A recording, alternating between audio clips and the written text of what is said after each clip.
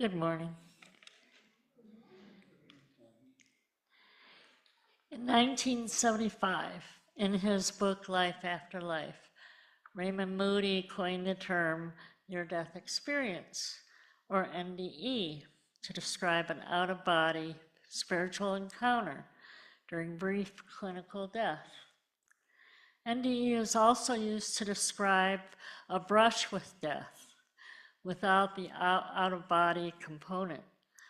Insights gained from either type often prove life-altering. 2 years later, in 1977, following an unavoidable head-on collision, Muhammad had a continuous out-of-body spiritual encounter before and after doctors pronounced him dead, covered him with a sheet, put him on a gurney, and wheeled him into a holding room where his body was waiting for transport to the morgue. This is an edited excerpt from a much longer account of his entire experience, which includes 32 minutes before his revival. I passed very fast through a tunnel and went to a very pleasant place that was made from light. I felt that this was my true home and that I belonged there. There was no past, no future, no up and no down, no dark, no light. All relative things had lost their meaning. Everything seemed to be in absolute perfection. Other souls were there too, some with more light and possibilities, some with less. It was well understood that each of us is where we should be, according to our capacity and growth.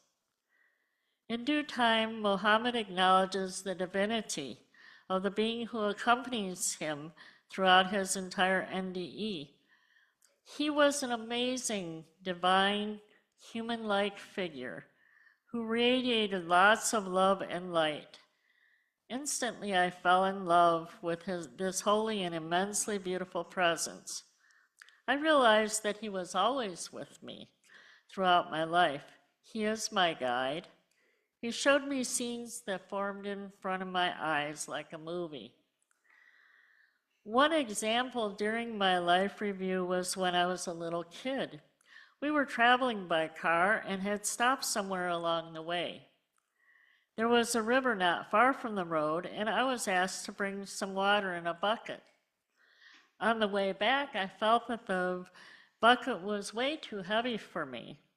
I decided to empty some of the water to make room or to make the bucket lighter. Instead of emptying the water right there, I noticed a lone tree in a dry patch of land.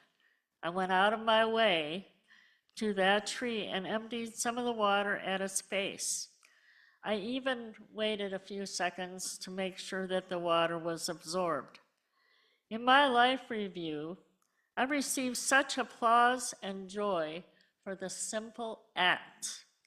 It was like all of the spirits in the universe were filled with joy and were telling me, "We are proud of you." That simple act seemed to be one of the best things that I had ever done in my life. This was strange to me because I didn't think that this little act was a big deal, and thought that I had done much more important things and bigger things. However, it was shown to me that what I had done was extremely valuable because I had done it purely from my heart with absolutely no expectation for gain. Muhammad's experience is underscored by the following words, which were adapted from a longer quote by Gandhi. "Whatever you do in life will be insignificant, but it is very important that you do it, because you can't ever really know the meaning of your life. Every life and every death changes the world in its own way."